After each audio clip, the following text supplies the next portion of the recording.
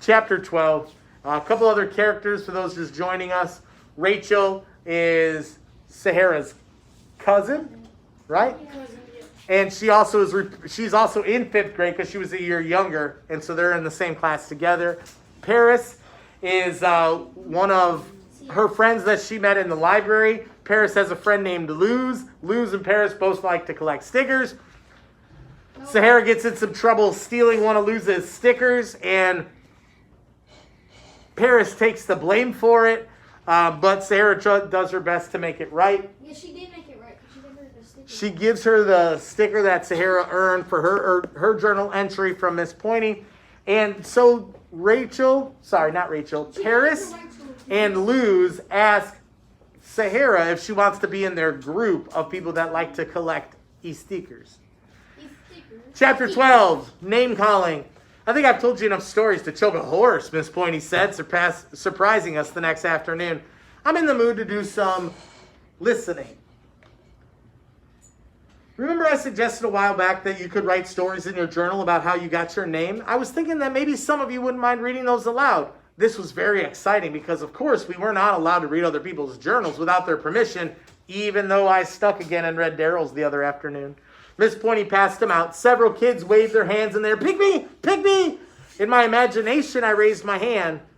But then in my imagination, she called on me and I had to read it. And kids yawned and threw paper at me. So instead of raising my hand, I slunk down in my seat and I smiled at my classmates.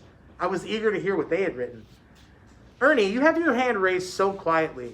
Boys who weren't called on groaned. Come stand in front of my desk so we can all hear you. My full name is Ernest Mija II, he read, and I was named after Ernest Mija I, my mother's brother. He is a fireman with the Chicago Fire Department. He was the first child born in this country from my family. He helps my family a lot. He's never been killed on the job, but he had a friend who was. He told me when he was fighting fires, he always tries to save the family pet if he can. I think he is very brave, and I am proud to be named after my brave Uncle Ernie. Comments? Miss Pointy said. Your Uncle Ernie sounds cute, said Mariah. Yeah, agreed Janine and Cordelia. How old is your Uncle Ernie, asked Miss Pointy. He's around 30, I think. He's around 30, I think. Well, too old for you, girls, said Miss Pointy, and hundreds of years too young for me. How old are you? Asked Sakaya. In human years or teacher years, Miss Pointy answered, and then quickly called on someone else. That's nice that he saves cats, said Larry. He's good, said Boris, who hardly ever talks. He was smiling openly at Ernie, his friend. He looked like a proud papa. Ernie blushed. Miss Pointy looked pleased. Well done, Ernie. Some thin applause. Who else here has been named after a family member? Many hands went up. It's nice to have a family name with some history. Paris, your name has some history too. Why don't you step up? Paris cleared her throat. My name, by Paris McCrae. My mother and father named me after the capital of France, the city of love and romance. For instance, in France, they love pancakes called crepes. I know how to make them. My mom showed me. They love poodles so much that they let them eat in restaurants, just like people. There's an Eiffel Tower there, and many great churches, and many artists who went to live there, including, but not limited to, the great Josephine Baker, who danced naked before it was in style to do so. Woohoo! Said Raphael. I see London, I see France. It's all very exotic, Paris continued. And furthermore, people speak French all the time, for example. I do not know how to speak French, but I hope to learn in high school. My mom and dad never went to France. They were going to go, but then my mom got pregnant. It was a surprise because my parents already had 4 kids. They needed the money more than the trip. So my mom said that if we can't go to Paris, then Paris will come to us. Someday I will go to Paris and I will wave from the top of the Eiffel Tower to my parents, who will be eating crepes down below. The end. That was good, said Veronica. Cordelia disagreed and showed it by gagging. Ugh! Naked people? Dogs in restaurants? Paris sounds like a filth hole. Oh, Cordelia, be quiet, said Tanasia. You don't even know what you're talking about. Cordelia jutted out her chin. Excuse me, I have been to France. I speak fluent French. This was, of course, the wrong thing to say in front of someone named Potier. Este que c'est vrai? As tu mangé un croquet, monsieur, grand tu as viste? Moi adore les croquets, monsieur, presque plus que la grey. I'm sorry, Cordelia sniffed. I am afraid I only speak northern French. Oh, naturellement, Miss Pointy said innocently. I was merely wondering how you found the grilled cheeses over there. I found them extremely filthy, said Cordelia. Really? I found them delicious. I also find your paragraph delicious, Paris. Very romantic. Vive la France! We applauded especially loudly, just to spite Cordelia. Vive la Paris Macrae! Cheered Dominique. Paris bowed elegantly. I wish I had me a plane ticket to France, said Chiari. Would you like to go to Chiari? Asked Miss Pointy. No, I just love to send Cordelia and get her lying self out of this classroom. And we all laughed. Now, said Miss Pointy. Kind words in the classroom, please. She didn't say Cordelia was a liar. She didn't say Cordelia wasn't a liar. And Chiari said sorry, but she said it more to Miss Pointy than to Cordelia. I felt a little sorry for Cordelia. Just a little. Paris wasn't the only one named after a place. Sahara, would you like to read what you wrote? Me? I hadn't been up in front of class in at least a year or 2 years. Didn't she know that about me? Suddenly I wish she were the kind of teacher who just looked at records. Sahara, there it was again. She was calling my name. I tried to feel my legs. They felt like 2 popsicle sticks with all the popsicle melted off. I shook my head. No. Oh, come on, Sahara, said Miss Pointy. Please, coaxed Paris. I looked at Rachel. She smiled and nodded her head excited. I'll go then, Cordelia sighed. And then she became like she was being inconvenienced. Cordelia Carbuncle, Ruby of the 7 Seas. Sahara, just get up and read your damn thing, Chiari barked. I teetered forward. I stared down at my journal entry. I felt all eyes on me. I felt the room tilt just slightly. But I didn't check my spelling, I confessed. Miss Pointy shrugged. Neither here nor there. But it's personal.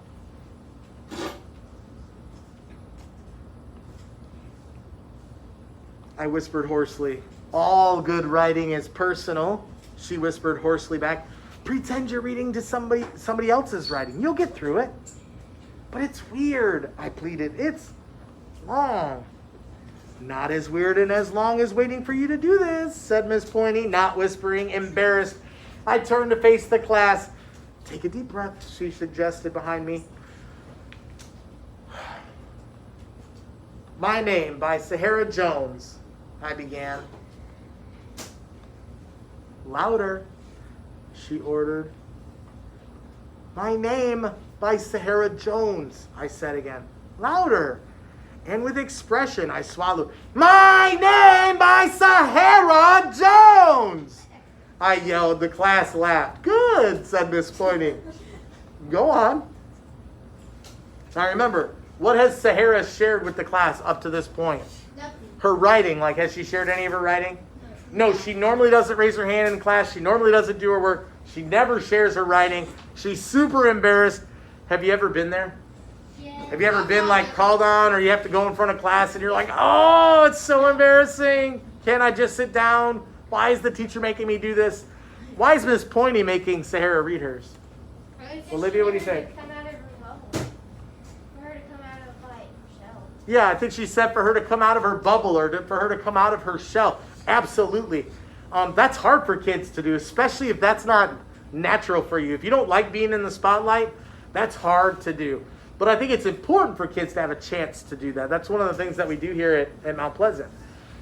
Encouraging you to come out of your shell. And the thing about it is, we know how good of a writer Sahara is, right? Yes. So this is Miss Pointy encouraging her to share that with other people so other people can see how good of a writer she is. But Sahara's all shy about it. My Name by Sahara Jones. I could see how my daddy thought my name was a good idea at the time I was born. He must have thought that naming me after the biggest part of Africa would make me special, but special wears off. At least it did for my daddy. He left me and my mom when I was in the 3rd grade. We're not sure where he is. When he left, Mom changed our last name back to Jones, which was her name before she got married. You could change your first name too if you want, she told me. We don't need nothing that man gave us. That last line wasn't so hard to write. Why is it so hard to read? I swallowed again. Go on, Miss Pointy said. You're doing great. I didn't mind my name. And I didn't exactly agree with my mom, but I didn't let on. It's not every day that your mother gives you permission to change your name. Okay, I said, call me Shaquana. Shaquana? My mom wrinkled her nose. I heard the class laugh. It startled me. I found my place again and I kept reading. Jennifer? Girl, I know you're joking, Mom said. Put a little more thought into it than that. A name's got to last a long time. I ran through lots of names in my mind for a few days. Aisha, Candace, Sandra, Camille, Shalonda, Dolores, Denise. Whoa, made my head spin.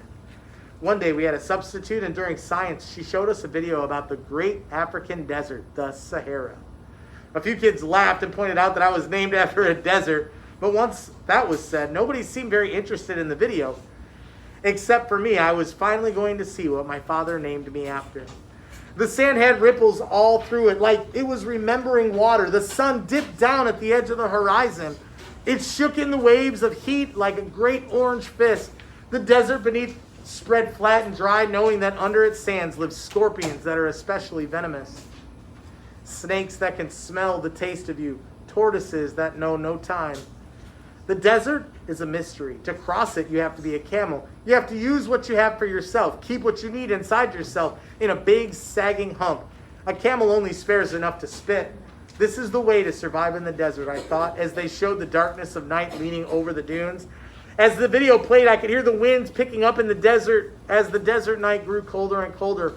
I felt my own teeth chatter and I couldn't stop them. I wasn't Sahara the girl anymore. I was Sahara, the desert, filled with secret scorpions. And even though I know that deserts are very dry places, I started to cry and cry and cry. I guess somebody told the teacher, because the next thing I knew, she was kneeling by my desk saying, "What's the matter, honey?" And I told her, "I think I'm having a heart attack." She looked back at me like maybe she was going to have one too. She made me open my mouth and say, "Ah," like you can tell if someone's having a heart attack by looking down at her throat. She pulled me out of my seat and dragged me out of that classroom, down the hall, into the office. But as soon as I was out of the classroom and away from that movie, I felt better right away. "My name is Sahara," I said to Mom first thing when I came home through the door. Sahara Jones. She looked at me in such a way I wondered if she was swallowing a pill. Finally, she said, "Well, I wish I had thought of it first. But my name has changed since my daddy left. I didn't change it, and neither did my mom. Last year, when I was in special needs, some kids started calling me Sahara Special. I know they were saying it to be mean, but now I like it anyway. My names are given to me, but they're also names that I choose to take. And the choosing is what makes all the difference." I stopped writing there because the bell started ringing. Plus, I was finished anyway, I said. There was silence. So, the end. There was still silence. My leg was shaking so hard, I felt like I wanted to hold on to it with both hands. My palms were sweating. My heart was pounding. I could not bring myself to lift my eyes from my journal. There was no noise.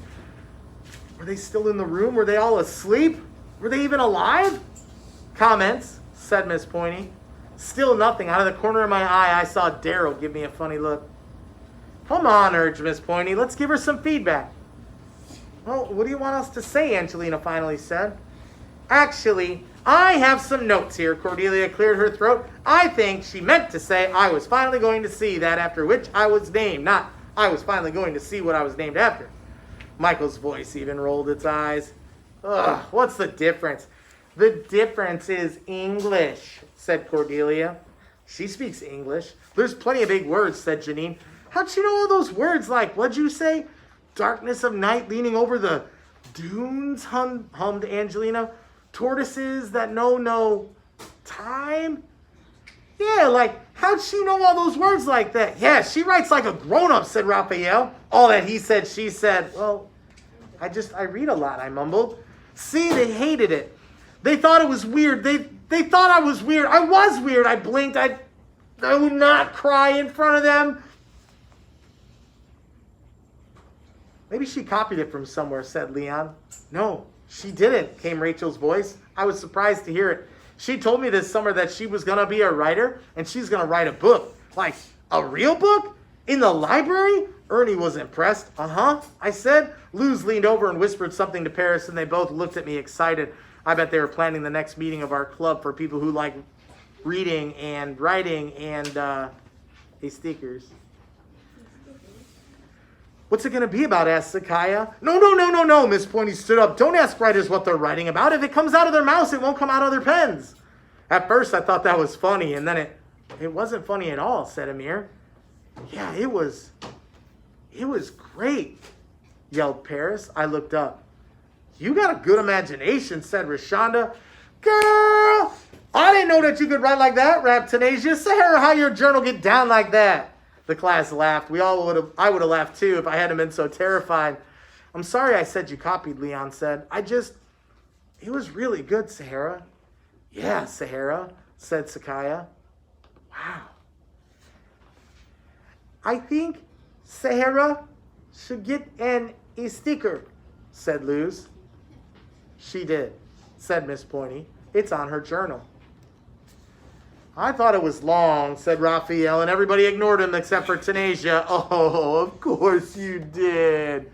She cooed and patted his head. He snarled at her as she pulled her hand away.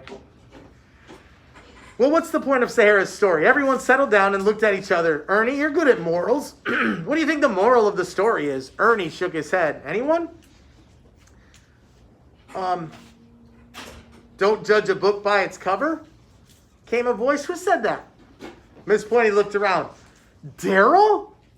Daryl Sykes, I am so proud of you. She grinned so that all her teeth were showing, and Daryl smiled back the same way, mimicking her.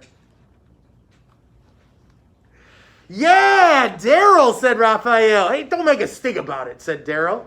Yeah, yay, Sahara special then too, said Mariah. Yeah, yay, Sahara, said Tanasia and Carrie. I looked red-faced to Raphael, who was nodding, and back to her quiet self, but this time, I didn't mind one bit. The whole class cheered. They cheered so loudly that I couldn't hear my heart breaking, but I could feel it. I guess Miss Pointy could see it. And for such inspirational writing, Sahara can be messenger and deliver this note for me. And Cordelia, you waited so patiently. Now it's your turn. The class groaned, more jealous about my messenger job than they were about my writing. As I was saying, Cordelia started up. Cordelia Carbuncle, Ruby of the 7 Seas. I took the envelope and stepped quickly out into the hall. I wiped my eyes on my sleeve and I leaned against the wall, and then I looked down at the envelope expecting to see office or a room number, and it just said Sahara. I opened it up. The note said, turn left. So I turned left. The note said, walk 3 paces. So I took 3 steps. The note said, turn left again. So I did, and I was facing an old locker. We weren't allowed to keep things in lockers because upper grade kids kept stealing lunches from them. So the lockers were used as storage for old textbooks. The note said, open. So I opened the locker. There was a small cactus in a pot with a beautiful red flower in bloom at the top. And behind it, a brown folder with my name on it. My file. The classroom door opened and out stepped Daryl, holding the boys' pass. He closed the door and faced me straight on, head bent, eyebrows bent, frowning. What? I squirmed. You sent me that dumb poem, didn't you? I was too embarrassed to deny it. I am not an orphan, he said. I know. I squirmed some more. And, he said, neither are you. He walked away whistling toward the boys' room. I reached behind the cactus and pulled out my file. I clutched it to my chest with both arms. Why is it a big deal that she got her file? Go ahead. Wait, what was that? Yeah, because remember, she had one wish, right? Like, if I could have one wish, what would you wish for? And she wished for her file, and that's the file that the teachers have been keeping on her for her whole life, and that's the one thing that she wished for. Who do you think got her that file? The teacher. I think Miss Pointy might have been behind that.